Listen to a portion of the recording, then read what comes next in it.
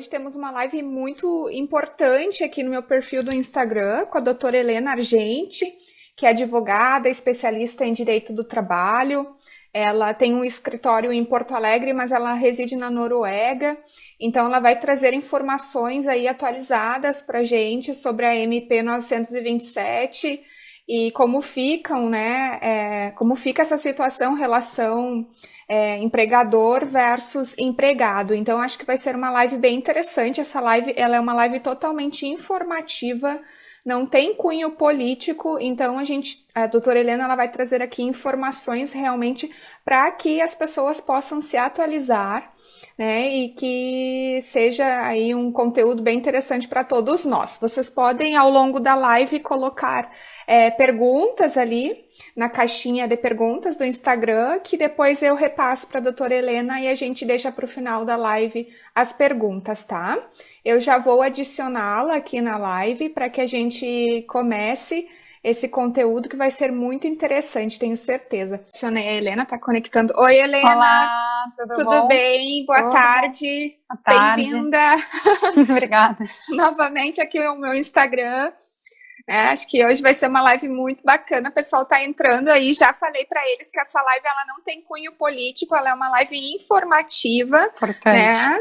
Vai trazer o teu conhecimento, não tem nenhuma iniciativa política e muito menos de opinião política, sim. né? Exatamente. Então, esperamos também que não haja comentários políticos nessa live, por favor. Sim, né? sim, aqui o motivo é informar, né? Vamos deixar de lado um pouco a política.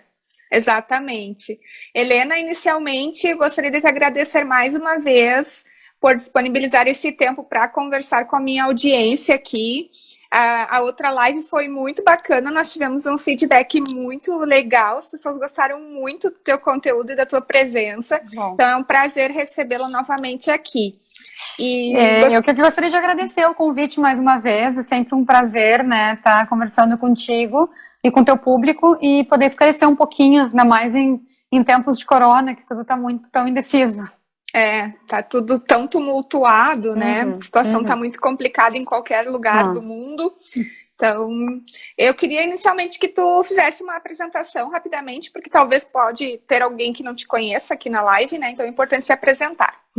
Bom, meu nome é Helena Argenti, eu sou sócia do escritório Argenti Advogados, eu tenho um outro parceiro que se chama Rodrigo Tavares, que inclusive a gente fez uma outra live semana passada. Eu sou especialista em Direito Material e Processual do Trabalho pela FERMARGS, que é a Escola Fundação da Magistratura do Trabalho, e atualmente sou mestranda aqui na Faculdade de Oslo, na Noruega, um mestrado em Direito Internacional Público, então, que eu termino nesse ano, e, enfim, sou estudante e advogada ao mesmo tempo. Que legal, muito bom. O doutor Rodrigo, ele tá online aqui na live, tá acompanhando. Meu parceiro aí de negócios. Eu vi um pedacinho da live de vocês na semana passada e achei fantástica. Que bom. E aí, então, surgiu aí essa oportunidade de nós trazermos esse conteúdo para minha audiência também. Então, começando aí, né, Helena, quais as principais mudanças na relação empregador versus empregado, né, colaborador? Bom, como alguns devem saber, na segunda-feira saiu uma medida provisória, a medida provisória 927, que veio na tentativa de trazer alguma luz aí para as relações entre os empregados e empregadores, alguma coisa também para os microempresários, apesar de ainda ter deixado muita coisa solta, tá? Então, o que a gente vai falar aqui, algumas coisas já estão bem certas, mas algumas coisas ainda o Ministério da Economia falou que ainda vai anunciar no futuro. Inclusive, a gente pode depois fazer uma outra live para complementar. Então, começando pela relação empregado-empregador, depois a questão dos autônomos e microempresários, eu vou ver um pouquinho depois. A gente pode listar algumas situações que o governo regulamentou. A primeira em relação ao teletrabalho, tá? Onde aquelas pessoas que têm a situação, aquelas empresas que têm a situação de operar em teletrabalho, tem essa recomendação, parte do empregador querer adotar. E se ele adotar a relação de teletrabalho, ele deve avisar o seu empregado no mínimo 48 horas antes, mas esse aviso pode ser inclusive por mensagem, está bem flexibilizado. E uma pergunta que me veio sobre teletrabalho foi em relação às despesas, tá? Uhum. As despesas com internet e luz, essas despesas mais básicas, cabe ao empregado e o empregador acertarem mediante um ajuste individual. Uhum. Agora, quando for necessário a utilização de equipamentos, de compra de equipamentos, ou algumas empresas elas necessitam usar um determinado notebook, nesse caso, cabe ao empregador emprestar ao empregado e depois, claro, ele retorna com os aparelhos. Então, desculpa. Não, eu só queria complementar que aqui na Polônia, né, a gente já tá, 17 dias praticamente em quarentena, né, então meu marido também tá trabalhando nesse formato home office e, claro que ele já tem uma estrutura aqui, né, mas os colegas de trabalho dele, eles estão sentindo, né, dificuldade porque eles não têm uma estrutura, não têm uma mesa adequada, uma cadeira adequada, né? Então tá um pouco complicado. As crianças estão em casa. As crianças estão em casa, mas aqui, né, a empresa que eles trabalham se colocou, né, à disposição para arcar com os custos, né, de equipamentos, no caso. É mais ou menos o que eu tenho visto, assim, empresas cedendo seus equipamentos, enfim, para aquelas pessoas que precisam, e também um certo entendimento do empregador, em especial nas videoconferências. Várias amigas já me relataram que estavam no meio da aula, enfim, da reunião, e uma criança surgiu no meio, então tem que ter esse pouco de entendimento, porque as crianças também estão em casa. Bom, continuando, uma outra previsão entre empregado e empregador que a medida provisória trouxe foi a antecipação das férias, tá? Para quem não sabe como é que funciona as férias, o empregado ele tem que trabalhar 12 meses e trabalhar nesses 12 meses ele adquire o direito de usar de usar os seus dias de férias e vai ser, sai, né, não trabalha e recebe por isso. Mas é necessário trabalhar 12 meses antes de usufruir de suas férias. O que a medida provisória trouxe foi a possibilidade do empregador conceder as férias antes do período de 12 meses.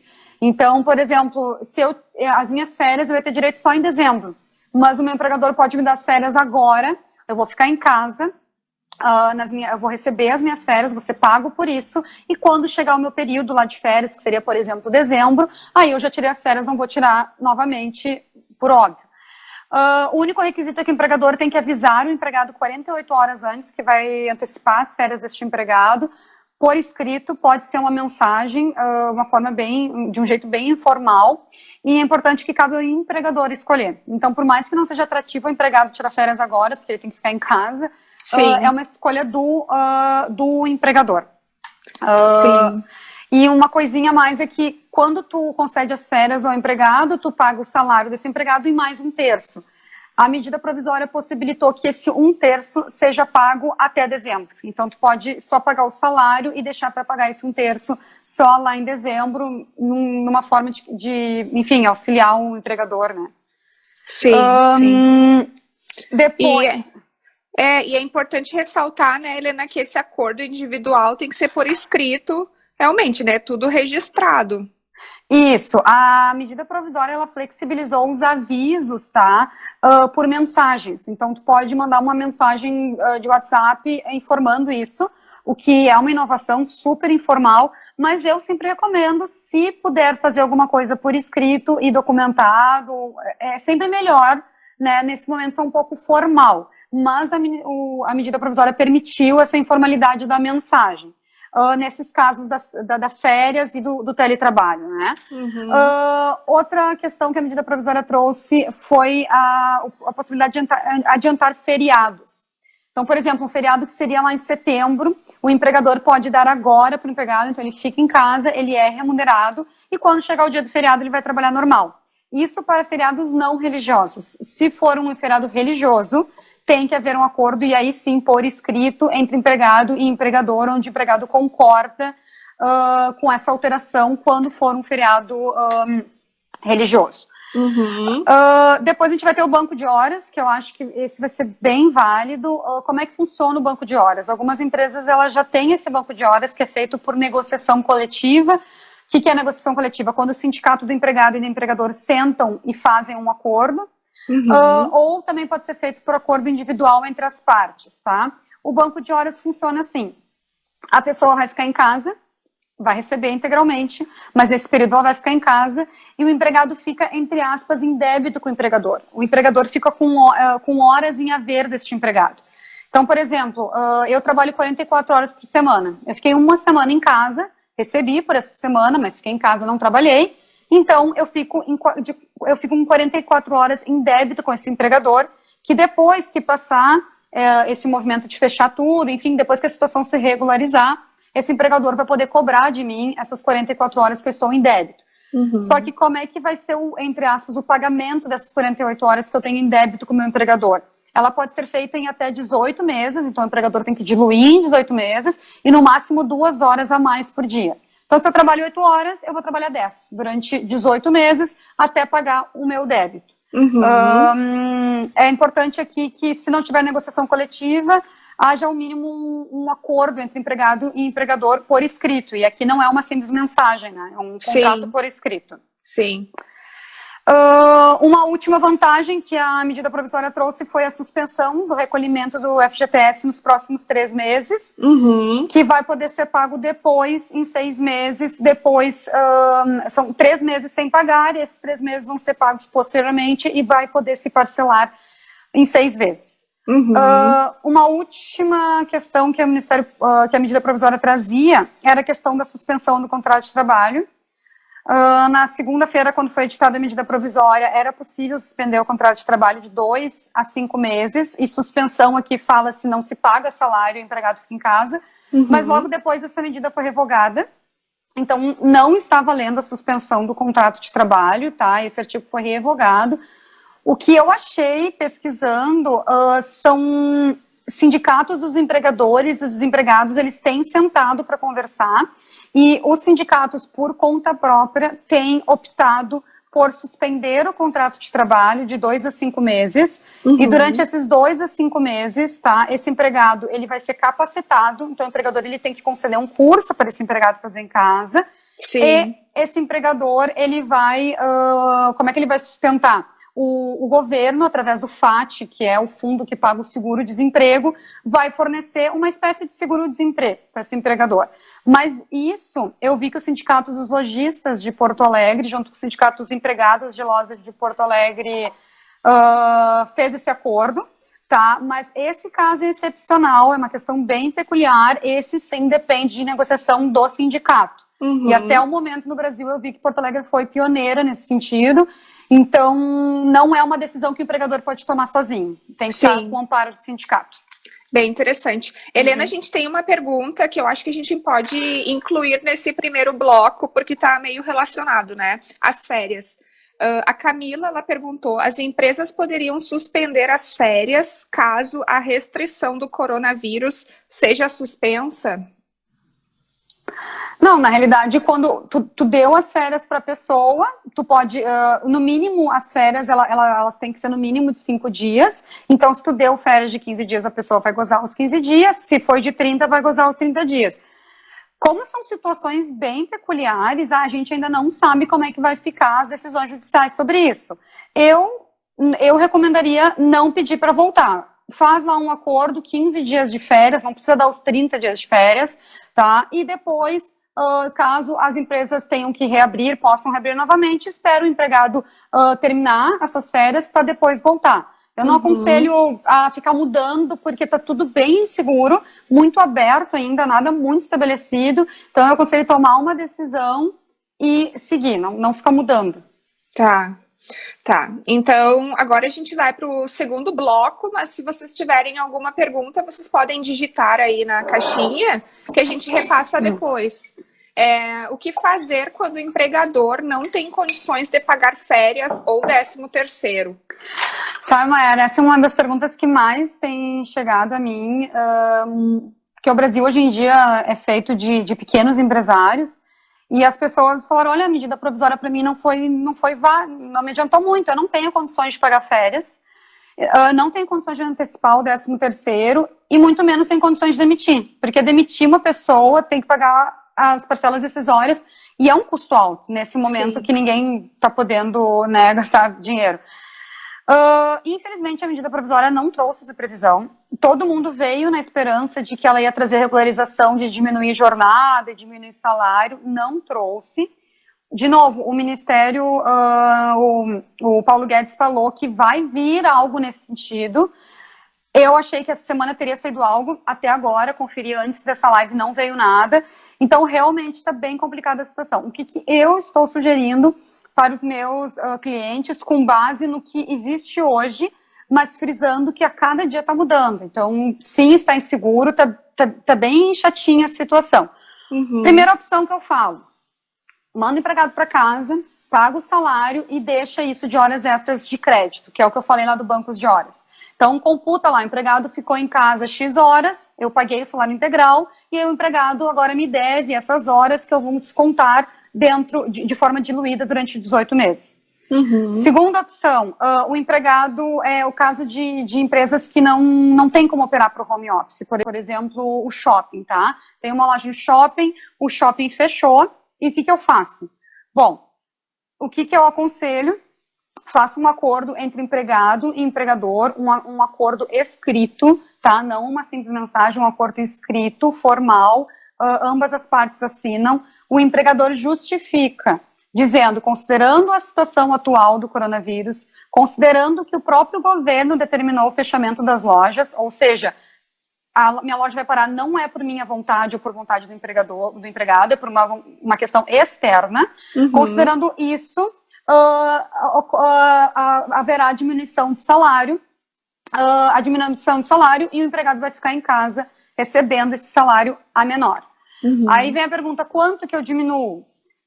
E aqui tem dois entendimentos que eu já vi lendo alguns juristas.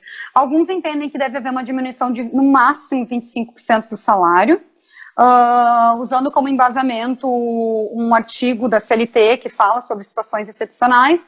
Outros justificam a diminuição de salário em 50%, trazendo a justificativa de que, como ambas as partes estão parando o empregador está fechando a sua loja por elementos externos à sua vontade, o empregado está parando de trabalhar por elementos externos à sua vontade, então, nesse caso, ambos concordam em dividir o custo. Então, o empregador paga 50% do salário sem receber a mão de obra, e o empregado recebe apenas 50% porque não está prestando sua mão de obra. Uma terceira opção é para aqueles que vão poder manter as suas lojas abertas, tá? Mas, obviamente, que o movimento vai ser muito pouco. Mesma coisa, contrato por escrito entre empregado e empregador, onde as partes acordam a diminuição de jornada. Então, se eu trabalhava 40 horas por semana, passo a trabalhar 20 e, obviamente, que meu salário vai ser menor. Sim. A justificativa dessas opções que eu tenho aconselhado se dá com base no início da medida provisória, ela fala acordos individuais, ou seja, este acordo eu e o empregado escrito prevalecem sobre a lei nessa situação de extremada, desde que respeitado os limites da Constituição.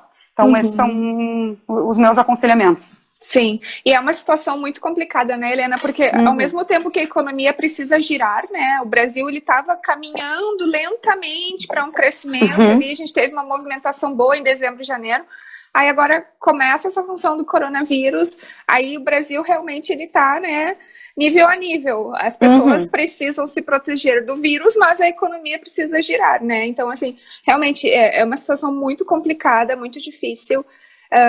Agora a gente entra para o terceiro bloco, tá? Se vocês tiverem perguntas, já coloquem aí na caixa. O que fazer quando o colaborador estiver com suspeita de contaminação pelo vírus, né? Aí, essa questão aí jurídica. Bom, o empregado está com coronavírus, recomendação, obviamente, vai ser ficar em casa ou no hospital, dependendo do caso, mas tem alguns empregados que às vezes têm suspeita. Então, o meu aconselhamento, o empregado chegou para o empregador e falou, estou gripado, acho que estou com corona, ou estou com medo, estou com gripe, não sei o que é. O meu aconselhamento é não exija que esse empregado vá trabalhar. Aí, não faça isso por dois motivos. Primeiro, porque isso pode se considerar uma falta grave frente à própria coletividade, porque se esse empregado vier estar com coronavírus, ele vai contaminar todo o ambiente de trabalho. Sim. E então esse respeito com a coletividade, e em segundo lugar porque isso pode ser já falta grave do empregador e dar razão a uma rescisão indireta. E rescisão indireta, que para quem não sabe, é quando o empregado ele pede demissão, mas ele recebe os direitos de como se ele tivesse sido demitido. Então é muito mais custoso para o empregador.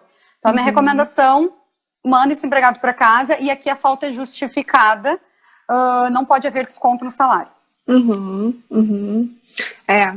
É bem complicado, né? Aqui na Europa a gente vê essa disseminação do vírus, né? Porque aqui realmente hoje eu estava olhando os dados da Espanha, mais de 50 mil casos, né, na Espanha. Aqui na Polônia a situação está um pouco controlada, teve medidas desde o início, né? A gente está com um pouco mais de 1.000 casos aqui, 14 mortes, mas no Brasil, não sei, a gente não sabe, né, até que ponto esse vírus vai se espalhar, né? A gente já tem mais de 2.000 casos no Brasil agora, até o momento. A previsão é que abril vai ser o que eu vi, pelo menos, a previsão, abril vai ser o pico, e que vai começar a estabilizar em setembro. Então é muito tempo, muito tempo. E agora a gente entra, né, numa parte que está relacionada aí aos pequenos, micro e pequenos empresários, né, como MEI, Eireli e autônomos, né? A gente sabe que muitos não têm fluxo de caixa, né? Infelizmente, às vezes é difícil conseguir manter um caixa a longo prazo, né? Então muitos podem realmente ir à falência, né? Só antes de entrar agora, que eu esqueci de falar uma coisa sobre o empregado que está doente ou com suspeita. Se esse empregado efetivamente for comprovado e tiver que ficar em casa ou no hospital, o empregador paga só os 15 primeiros dias, ele tem que pagar, e a partir do 16º dia, esse empregado tem que ser encaminhado para o INSS para receber auxílio-doença. Então é o INSS que vai pagar o salário dele. E lembrando aqui os empregados que vai ser um auxílio-doença normal, não vai ser auxílio-doença acidentário, porque coronavírus não é doença do trabalho, então não vai gerar a estabilidade aquela dos 12 meses. Sim. Bom, fechando agora, vamos lá para o pequeno e microempresário e autônomos, que eu acho que é uma parcela da população que realmente está desassistida e que vai sofrer bastante, assim. Bom, como eu disse, a medida provisória, infelizmente, ela não trouxe muitas medidas para o pequeno empresário e para o autônomo, trouxe bem poucas mesmo, ela focou mais no empregado e empregador. O que se pode pegar das leis e das determinações que saíram desde o dia que explodiu o coronavírus no Brasil, a primeira coisa, que se vê muito é em relação à negociação com os aluguéis e fornecedores. Porque o que começou a acontecer? Em geral, se aluga uma sala para prestar o seu serviço. Sim. E as salas foram fechadas por determinação do próprio governo, só que os aluguéis continuam correndo normalmente. Sim. Então, o que eu tenho orientado, alguns casos até positivos já, é negociar com o imobiliário. É possível pedir a isenção total do aluguel, porque o nosso Código Civil diz que quando motivos alheios à vontade das partes fazem com que não se possa prestar o serviço, as obrigações do contrato elas se suspendem. E suspender quer dizer que não se paga o aluguel. Então, dá para a pessoa que aluga a sala argumentar isso e pedir para não pagar o aluguel. Mas, claro, eu não acho que toda imobiliária vai aceitar isso de bom grado. Então, uma segunda opção, ou até para as imobiliárias pequenas também não quebrarem, é dividir o custo, porque não é culpa da pessoa que aluga e também não é culpa da imobiliária que está acontecendo. Então, na medida do possível, dividir os custos, então um desconto de pelo menos 50% no aluguel. Idem com os fornecedores, né? O pessoal dos eventos aí, eu vi que teve uma super mudança, eventos grandes que, em geral, shows, casamentos, formaturas, em geral, são coisas que são marcadas com antecedência, tiveram que passar tudo para o segundo semestre, e eu vi o pessoal alterando as datas sem cobrar a taxa de transferência, porque, em geral, tem multa. Então, como a lei não trouxe grandes previsões, a peça-chave aqui é a negociação. Todo mundo entender que está todo mundo numa situação meio complicada e negociar. Tirando isso de negociação, o que existe hoje com previsão legal é que o governo permitiu a prorrogação do pagamento da FGTS, como eu já falei, mas também do Simples. Então, os próximos 3 meses do Simples foi jogado lá para o final do ano, não precisa pagar agora. E complementando essa parte do Simples Nacional, é importante que as pessoas, que os empresários se atentem a isso, que normalmente o contador ele envia um e-mail informando, né, que agora houve essas modificações no pagamento Simples Nacional. Eu recebi da minha contadora, então se você não recebeu, né, é importante que você se atualize quanto a isso ou pergunte para o seu contador. MEI não precisa de contador, né? Eu sou microempresária, então eu tenho meu contador. MEI, não. Mas no caso aí dos microempreendedores, é importante se atentarem quanto a isso, né? Exatamente, já dá uma folga, né? Outra coisa é que tanto pessoas físicas quanto jurídicas que têm dívidas junto aos bancos, alguns bancos vão permitir a prorrogação do pagamento em até 60 dias. O BNDES também vai conceder maiores créditos, maiores empréstimos para as pessoas jurídicas, e acredito que os outros bancos vão seguir essa tendência, pelo menos o Banco do Brasil e a Caixa, mas oficialmente até agora é apenas o BNDES. Para os autônomos em específico, não existe nenhuma regramento, assim, é a questão do Simples, e a questão do Simples, do BNDES, mas nada, assim, de amparo maior.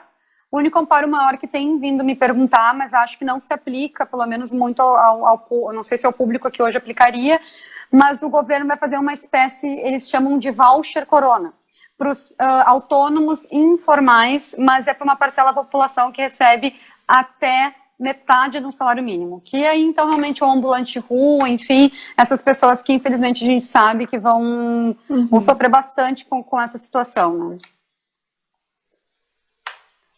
Sim, sim.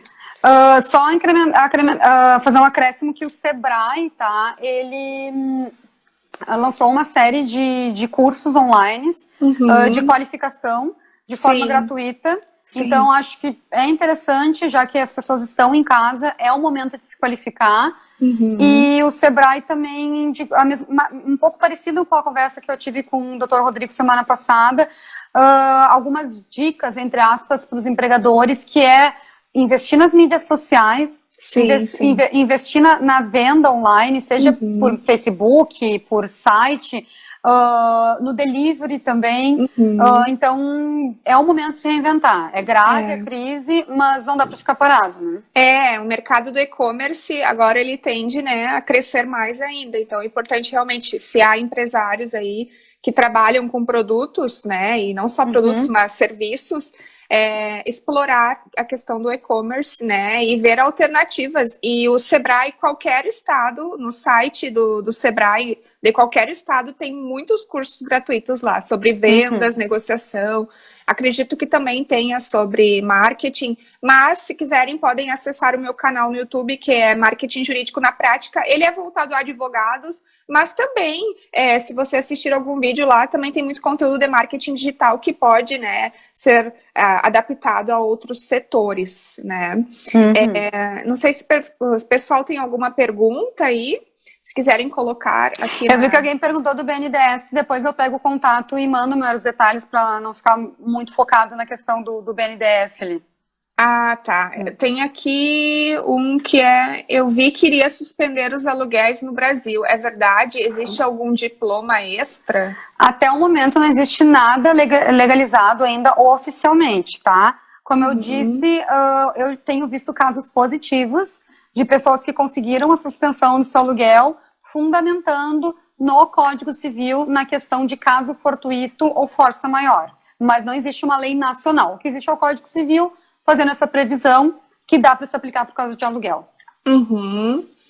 Tá, daí tem a do BNDES, que tu vai enviar depois. Envio depois, Paola. A Paola, parabenizando pela live. Muito obrigada, Paola. Valeu. Tem uma moça que respondeu, que está nos assistindo lá de Portugal, tem 3.500 casos lá em Portugal. Acho que não tem mais, por favor, envie informações BNDES para a Graziella. Ana está parabenizando. Muito obrigada. A Helena é ótima, ela vai vir mais vezes aqui no meu Instagram. Vamos continuar informando, e o pessoal, eu adoro fazer essas lives, é super, super interessante, eu adoro assistir, participar. Não, tá muito legal. Não sei se tem mais alguma pergunta.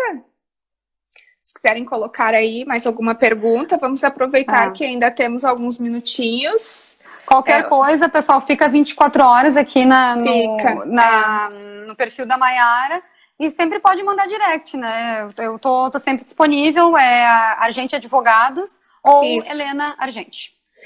E no caso, se não aparecer esses e-mails que eles estão colocando aqui, por favor, enviem direct para Helena, através do Argente Advogados, porque pode sumir, às vezes some e fica só algumas interações, né? Quem quiser mais informações, eu vi ali, acho que o Tom, eu não sei pronunciar o sobrenome, me manda um direct, porque eu não consegui anotar o e-mail, aí fica mais fácil. Isso.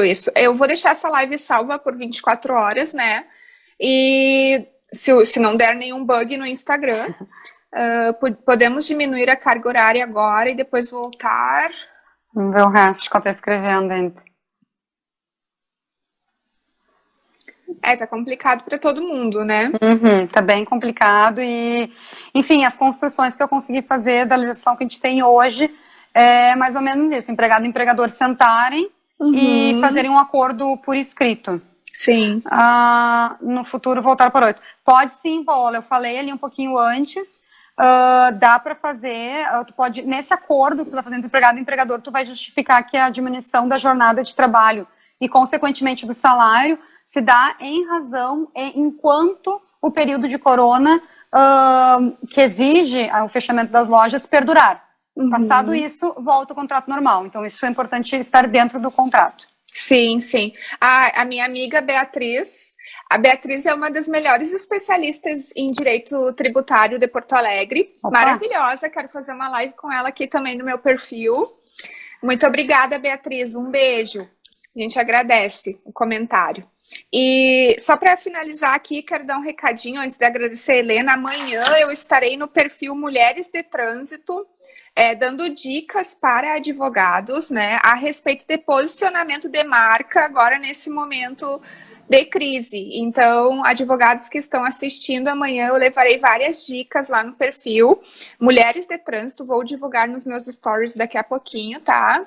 Para dar uma turbinada aí no marketing jurídico do escritório de vocês. Bem interessante. Tá. Vamos saber.